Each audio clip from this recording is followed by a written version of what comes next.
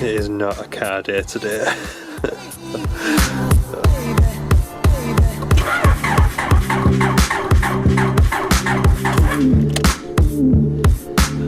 Knew it wasn't a car day today.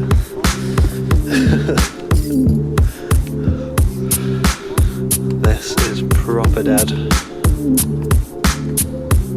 Dead toast. So what's going on, everyone? Welcome back to another video.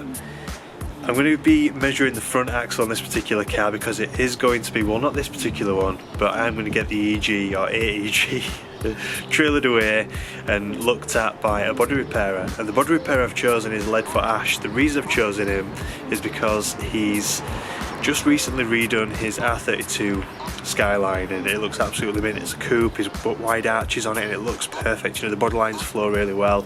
So who better to rejuvenate the EG and bring it back to life. And if you don't know already, I'm going to be making two EGs into one nice one, sort of a daily driver but track orientated car.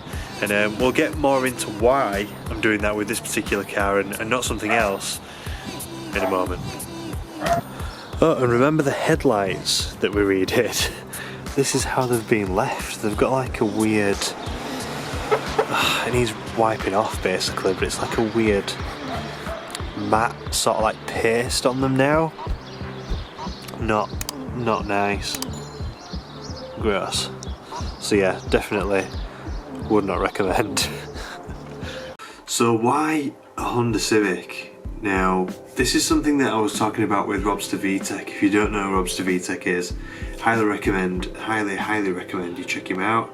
He's another fellow Honda YouTuber, and I was talking with him through why I chose the Honda Civic EG in the first place. Now, way back I had a proper rot box of an old VW, and it was just really old, which is why it was so bad. But I used to get pulled over in it 2-3 times weekly, and then when I got into my Honda Civic, I never got pulled over. So I really enjoyed that particular car for that reason. You know, it was just a nice change. It looked 10 times better, you know. But I originally chose that car for a number of different reasons. One, Fast and Furious, the first film, there's so many EGs in it, it's ridiculous, or coupes. Two, I did loads of research into front wheel drive cars and what front wheel drive cars had the best sort of competitive streaks, if you like, in things like time attack and grid life and things like that. Like, grid life wasn't really a thing back then, but time attack certainly was.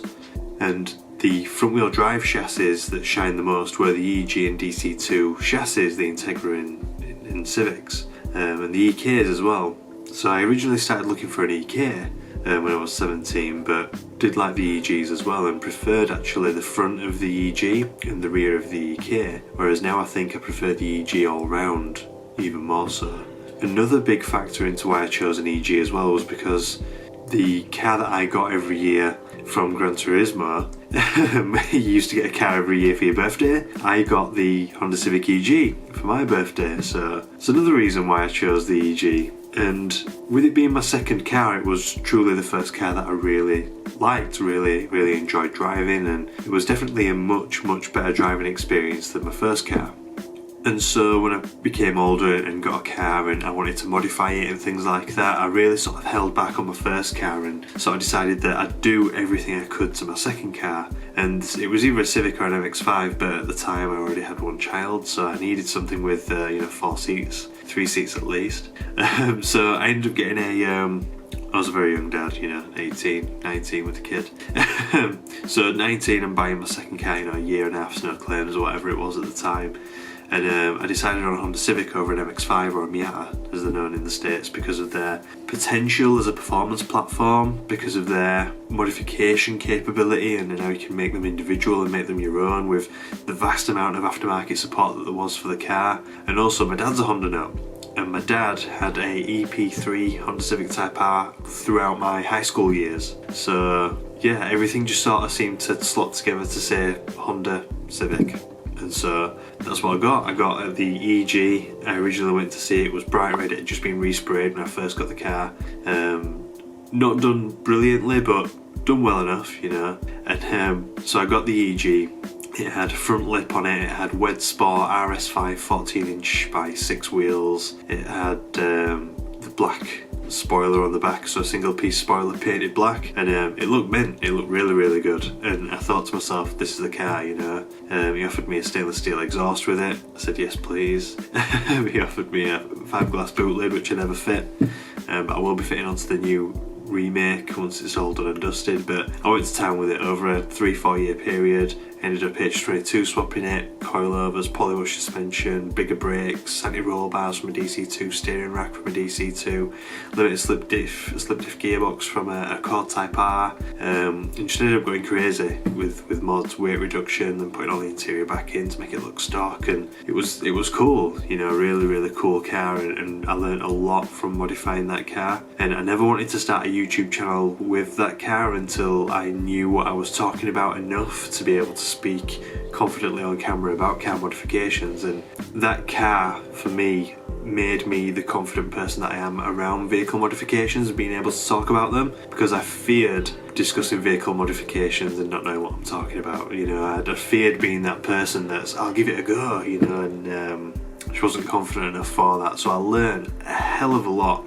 with the Civic EG. And then I started, you know, taking like friends out, family out and stuff like that in the car. And my, as much as me having this sort of attachment to the car before even buying it because of all these influences, and then having the car and doing all these modifications to it and building it with my dad and having that personal attachment to the car that way, one of the people that I took out in the car made the car to me sort of invaluable and sort of irreplaceable effectively. So I couldn't sell the car, you know, I couldn't sell the car. I wanted to rebuild it at least in another shell.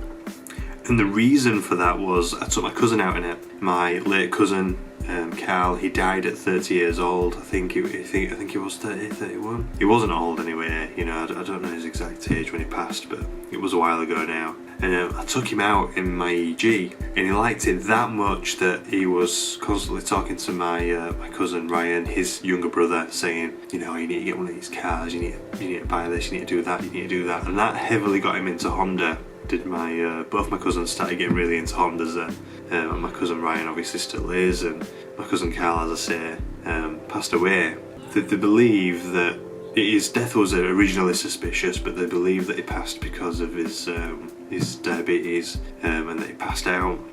Yeah, he hit his head off the table. There was apparently blood everywhere, and I didn't see it, but I've been told, and yeah, that's why it was originally treated as suspicious anyway. But obviously not a good time for close family and his friends, and I just remember how much he liked the car and how much he spoke of it in a positive manner, and that's why the car is so sentimental to me and why I need to rebuild the car. You know, it's not a question of selling it to get another one. It's a question of I'm this deep into it, not just financially but also emotionally.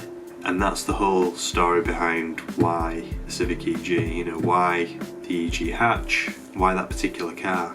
Now, everything from that chassis is not going to live, you know, it's the chassis is well too rotten, but everything will be taken out of that car and put into the other one.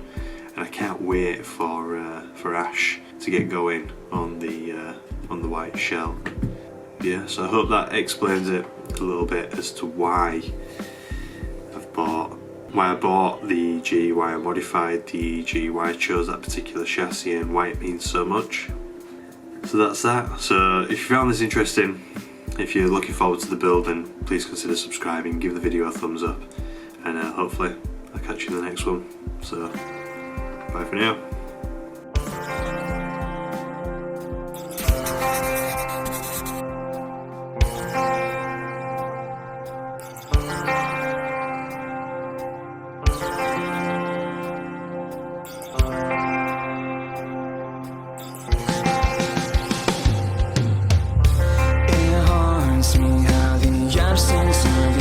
Makes the night